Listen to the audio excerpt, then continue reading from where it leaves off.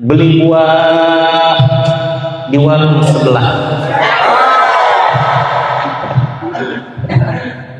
Warung buka pertanda pagi yang cerah. Sebanyak apapun kita mengumpulkan berkah, tetap tidak akan mengungguli orang yang beribadah di kota Makkah dan Madinah. Ya. Alhamdulillah wa syukur ala ni'matillah. Ada dua peta yang menjadi tujuan kita bersama, bahkan menjadi ibadah, salah satu ibadah yang tertinggi, yakni beribadah di kota Makkah dan Madinah. Kenapa Makkah dan Madinah menjadi tujuan bagi setiap kaum muslimin? Karena memang sabda Kanjeng Nabi Muhammad SAW bahwa beribadah di Masjidil Haram satu rakaat berbanding dengan 100.000 rakaat. Masya Allah, ya. Bersolat di Musola Al-Isti'anah, solat di Masjid Baitul Salam, karena tadi disebutkan Baitul Salam, ya. Bahkan solat di Masjid Istiqlal sekalipun, tetap itu perbandingan dengan kota Mekah, bandingannya 1 berbanding 100.000. Masya Allah, ya. 100.000. Musola yang lain keberkahannya dianggap sama, yakni 1 saja, ya. Nah, maka ada 3 tujuan kota kita, kota utama dalam melaksanakan ibadah, yaitu Masjidil Haram di Makkah Al-Mukarramah, Masjid Nabawi di Madinah Al-Munawwarah, dan Masjidil Aqsa di Palestina. Cuma subhanallah, di Palestina itu sekarang sedang gawat-gawatnya, walaupun dilaksanakan gencatan senjata, tapi tetap saja tentara Yahudi berjaga-jaga sampai 4 titik katanya untuk menuju ke Masjidil Aqsa. Tapi insya Allah kalau Makkah dan Madinah tidak ada larangan dalam keamanan, alhamdulillah. Maka ibu hadirin jamaah sekalian, niatkan dalam diri kita bersama, berapapun yang kita niatkan untuk pergi ke tanah suci Makkah dan Madinah, itu nanti insya Allah hakul yakin Allah yang akan menggenapkannya, ya. Bahwa setiap kaum muslimin pasti menginginkan ibadah di kota Makkah dan Madinah.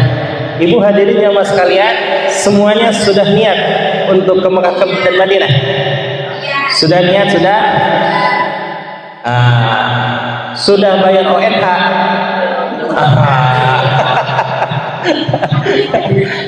Kalau itu ada istilah tersendiri, yaitu azam. Azam itu berencana tapi belum pelaksanaannya, belum nabung-nabung acan, itu azam namanya, ya. Tapi kalau sudah niat, niat itu dalam qalbu, muqtaronan bi fi'lihi, disertai dengan pengamalan awalnya, muqtaronan bi fi'lihi. Awal dalam melaksanakan ibadah haji itu apa? Apa? Ya, niat. Niat. Di dalam niat yang pertama kali untuk melaksanakan ibadah haji apa? Daftar. Udah daftar ibu semuanya sudah? Ya, insya Allah gampang ibu ya. Datang saja ke BSI, ya, BSI Syariah. Di situ menemui customer service-nya, lalu membayar ONH, bisa untuk langkah awal 500.000, selanjutnya terserah Anda. Bisa per bulan 100.000, bisa per bulan 1 juta, bisa per bulan 10 juta dan sebagainya. Yang menabung kita sebanyak rupiah yang bisa kita usahakan, tapi yang menggenapkan siapa? Allah. Yang menyempurnakan siapa? Ibu tahu ketika saya dan Bu Dede kemarin ke umroh tanah Mekah, Madinah, subhanallah 2 bulan yang lalu belum pegang uang, tapi kami memang sudah niat untuk melaksanakan haji dan umroh. Subhanallah ya, baru juga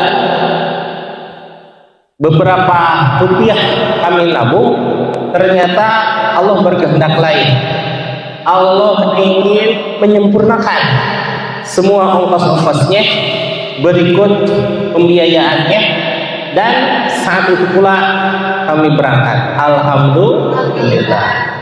Memang dalam ibadah haji itu satu hal yang tidak bisa kita pungkiri adalah bahwa melaksanakan ibadah haji merupakan kewajiban bagi seluruh kaum muslimin wal muslimat. Cuma kewajiban di sini berbeda dengan kewajiban melaksanakan sholat. Kalau melaksanakan sholat mah kutiba ya, diwajibkan atas kamu sekalian, sebagaimana kutiba alaikumusiyam, diwajibkannya atas kamu sekalian oleh Allah Subhanahu wa taala melaksanakan saum. Tapi kalau melaksanakan ibadah haji itu ada kewajiban yang terkait pada syarat. In syartiyah, ada syaratnya. Apa? Inis taqa'a ilaihi sabila. Seandainya engkau sanggup untuk melaksanakan di jalannya, sanggup secara ongkosnya, sanggup secara fisiknya, sanggup untuk meninggalkan keluarga yang ditinggalkannya, dan sanggup secara ilmu dan iman. Kalau itu bisa diupayakan ya. Nah, karena ibadah umroh dan haji itu merupakan ibadah fisik yang subhanallah ya, perasaan-perasaan saya turun dari atas ke bawah aja sudah ngos-ngosan gitu ya. Tapi kemarin subhanallah lantai 9, lantai 4 dengan jarak 750 meter kurang lebih, biasa-biasa aja gitu ya. Apalagi setelah turun dari lift, melihat orang-orang yang subhanallah, bukan orang-orang muda kayak saya, orang-orang yang sudah sepuh, bahkan banyak yang sudah bungkuk, tapi jalannya semangat. Masih muda. Masih muda nih. Masya Allah. Dibandingkan dengan orang sebelumnya jadi muda tuh ya. Masya Allah Bapak Ibu hadirin jamaah sekalian, di saat kami merasa lelah, letih, dan juga hoream, apa itu hoream? Iya, merasa malas. Tapi ketika turun dari lift, melihat orang-orang pada berlarian, setengah berlari gitu ya, menuju Masjidil Haram dan Masjid Nabawi, subhanallah. Betapa tergugah kembali rasa semangat saya, semangat kami untuk melaksanakan ibadah kepada Allah Subhanahu wa taala. Ya, kalau di sana kalau sekadar umroh gitu ya, tidak terlalu padat seperti haji. Untuk melaksanakan zuhur, katakanlah kalau di Indonesia pukul 12 gitu ya, pukul 12 zuhurnya, pukul 11 itu sudah agak terlambat ibu, sudah siap-siap untuk di pinggir jalan. Berarti harus lebih awal dari jam 11, bisa jam 10, bisa jam setengah 11, karena orang pada berebut. Walaupun di situ semuanya tanah haram, ibu seandainya sholat di hotel itu termasuk Masjidil Haram. Kenapa? Karena tanah haram itu dari mulai Tanim sampai apa tuh ya?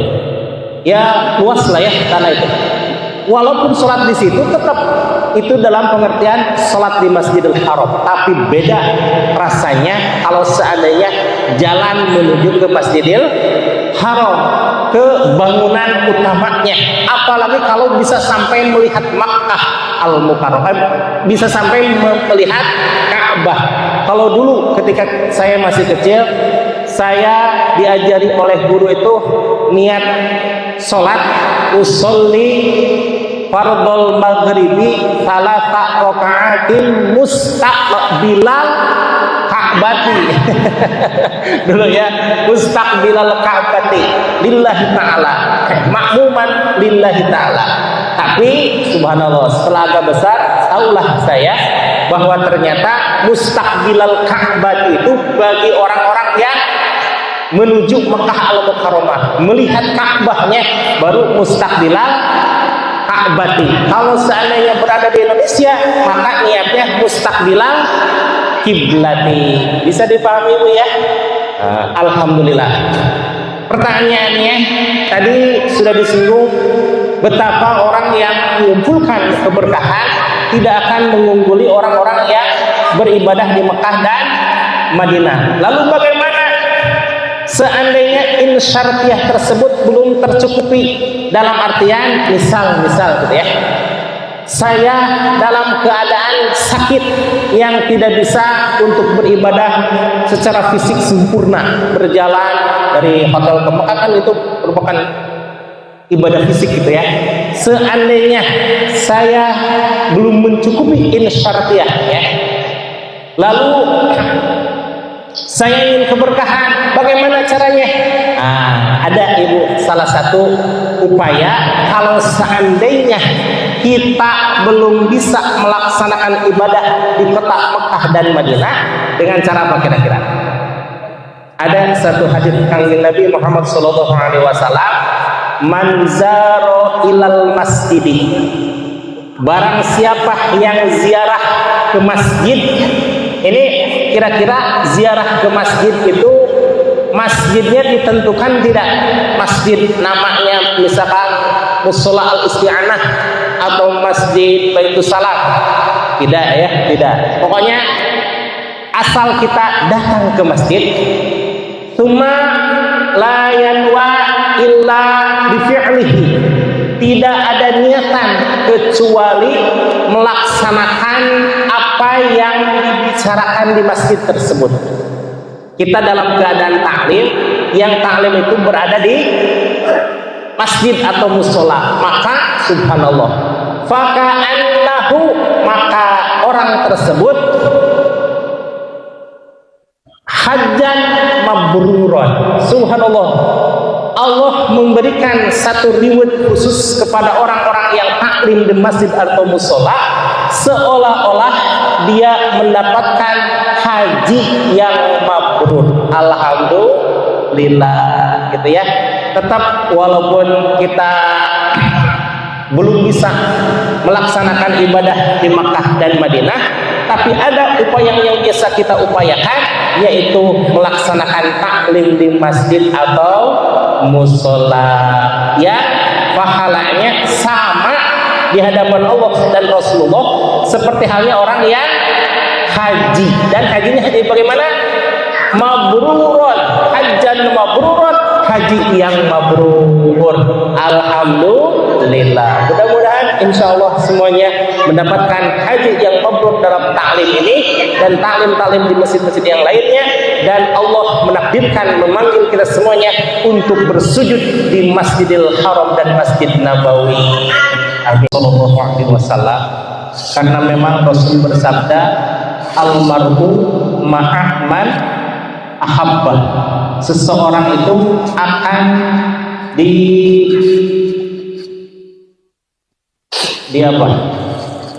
akan dibersamakan dengan seseorang yang dicintainya. Sudah jelas kecintaan kita yang utama adalah kepada cinta kepada Allah dan cinta kepada Rasulullah sallallahu alaihi wasallam. Dalam hal cinta kepada Rasulullah sallallahu alaihi wasallam, ada upaya dari guru kami menyatakan untuk kebersamaan dengan Rasulullah Shallallahu Alaihi Wasallam diupayakan dengan banyak-banyak membaca sholawat. Man kathura dzikruhu, man ahabba syai'a kathura dzikruhu. Barang siapa yang banyak membicarakan sesuatu, maka sungguh dia telah mencintainya. Ketika kita membicarakan Rasulullah Shallallahu Alaihi Wasallam, sudah nyata itu sebagai ungkapan cinta kepada Rasulullah Shallallahu Alaihi Wasallam. Lebih istimewa kalau ungkapan cinta itu dinyatakan dalam bentuk sholawat kepada Rasulullah Shallallahu Alaihi Wasallam. Dalam upaya mencintai Rasulullah dan istiqomah mencintai Rasul, guru kami menyatakan minimal 3 kali setiap akan melaksanakan sholat. Berapa kali Bu? 3 kali. Ketika terdengar azan, dilaksanakan sholat sunnah qobliyah. Dan antara qobliyah boleh membaca doa, boleh membaca sholawat. Tapi subhanallah ya, saya lebih senang membaca sholawat ya daripada doa. Doa itu kan harapan kita ya. Allahumma ya Allah, inni as'aluka bihaqqi Muhammadin, saya memohon kepadamu untuk mendapatkan begini. Tapi saya lebih suka kalau seandainya doa itu dialihkan dengan membaca sholawat. Allahumma sholli ala sayyidina Muhammad wa ala ali sayyidina Muhammad. Ini teralihkan dengan gorengan nih. Sholawat itu artinya apa? Memohon rahmat bagi Kangjeng Nabi. Kalau doa, memohon kebaikan-kebaikan dan kemaslahatan duniawi dan ukhrawi untuk kita. Kalau sholawat bagaimana? Memohon rahmat dan salam untuk Rasulullah Shallallahu Alaihi Wasallam. Tapi kata Kangjeng Nabi, man sholla alayya sholatan wahidatan, barang siapa yang membaca sholawat kepada kami 1 kali sholawat, sallallahu alaihi biha ashron, maka Allah menurunkan rahmat bagi dia sebanyak 10. Wa man sholla alayya sholatan ashratan, dan barang siapa yang membaca sholat kepada kami sebanyak 10 kali sholawatan, sallallahu alaihi biha mi'atan, Allah menurunkan rahmat kepada dia dengan 100 kali rahmat. Wa man shalla alayya sholatan mi'atan, sallallahu alaihi biha alfatan, dan barang siapa yang membaca sholawat kepada kami 100, maka Allah menurunkan rahmat bagi dia sebanyak 1000. Berarti berapa kali lipat tuh? 10 kali lipatnya ya. Kita modal 1, tapi Allah memberikan 10. Subhanallah. Itu perdagangan yang paling dahsyat, itu dagang dengan Allah ya. Nah, ketika kita setelah melaksanakan sholat qobliyah, lalu di sela-sela qobliyah itu, karena katakanlah biasanya ada suatu masjid atau musola, qomat itu tidak terlalu lama. Kalau di Bendang Gucil gitu ya, waktu saya ziarah ke Bendang Gucil di Thailand, katakanlah adzan itu jam 12, tapi qomat jam berapa kira-kira? Jam 2. Subhanallah. Tapi karena saya namanya juga tamu ya, saya ikut aja sholatnya jam 2 bersama santri-santri yang lain.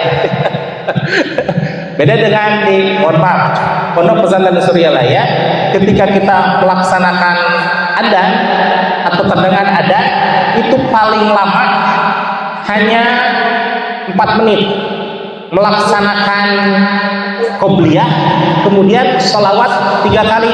Allahumma sholli ala nabiyil hashimi Muhammadin wa ala alihi wasallim taslima. 3 kali langsung qomat.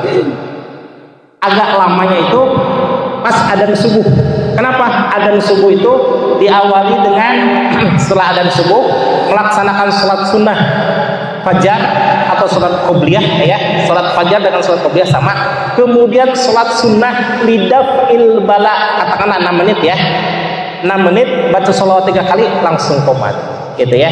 Nah itu untuk menyatakan kebersamaan dengan Rasulullah Shallallahu Alaihi Wasallam. Minimal membaca sholawat berapa kali Bu? 3 kali setelah ba'da atau setiap hendak melaksanakan sholat 5 kali, 3 kali 5 sama dengan 15 kali minimal seseorang tidak boleh kurang dari membaca sholawat 15 kali. Kalau 15 kali insya Allah sanggup Ibu ya, sanggup batu ya. Kemudian Ibu hadirin jamaah sekalian, untuk menyatakan kebersamaan dengan Allah Subhanahu wa taala, Syekh Ibnu Athaillah di dalam hikmah nomor 93 menyatakan, mata a'toka, di mana saja Allah memberikan kepadamu, memberikan keluasan, memberikan kelonggaran, asyhadaka, maka ketahuilah bahwa sannya Allah birrohu itu memperlihatkan kasih sayangnya.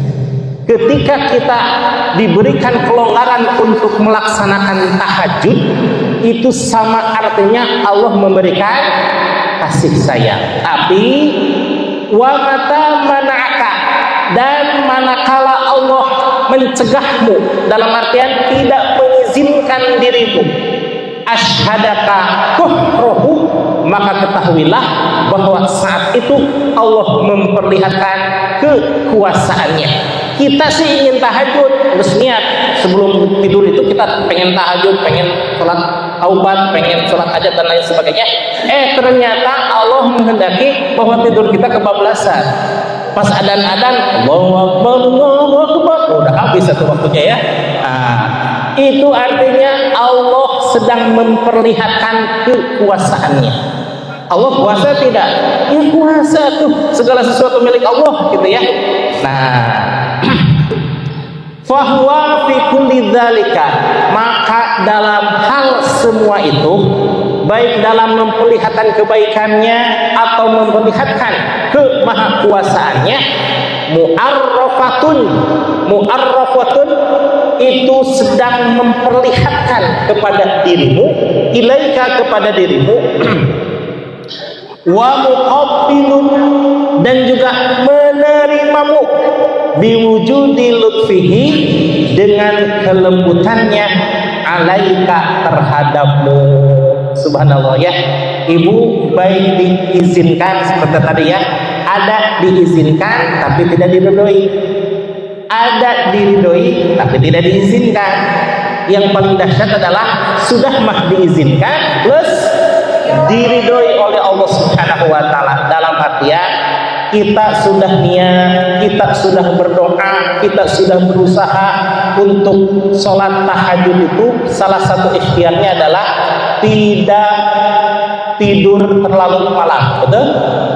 Rasulullah juga setelah melaksanakan sholat isya ba'diyah taklim bersama dengan para sahabatnya, tidak begitu lama Rasulullah langsung tidur. Kalau diperkirakan mungkin sekitar jam 9 atau setengah 9, jam 9 lah katakannya, kalau taklimnya agak lama. Setelah itu Rasulullah apa main game?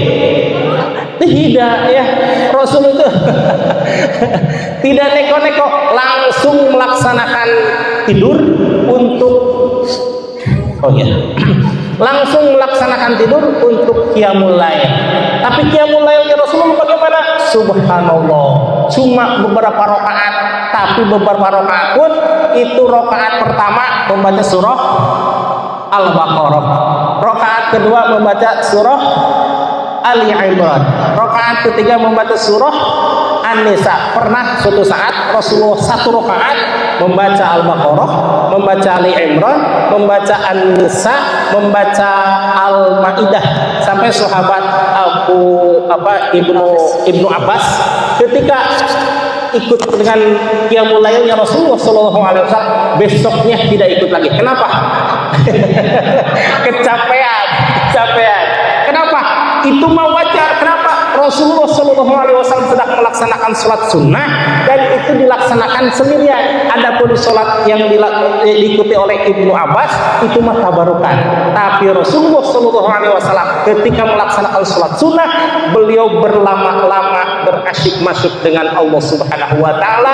Tapi ketika sholat fardu yang mengimaminya beliau melaksanakan sholat fardu atau sholat berjamaah dengan bacaan surat-surat pendek. Kenapa? Karena mungkin di antara jamaahnya ada orang yang sepuh, ada orang anak kecil, ada orang yang lagi lapar, ada orang yang lagi kebelet pengen ke toilet gitu ya, dan lain sebagainya. Maka Rasulullah Subhanallah ini mengajarkan kepada kita sekalian bahwa begitu besar kecintaan Rasulullah Shallallahu Alaihi Wasallam terhadap umatnya dengan memperhatikan segala kebutuhan dari umatnya, ya. Maka insya Allah mudah-mudahan kita dibersamakan dengan Rasulullah Shallallahu Alaihi Wasallam, lebih-lebih kita dibersamakan dengan hidupnya Allah Subhanahu Wa Taala. Amin.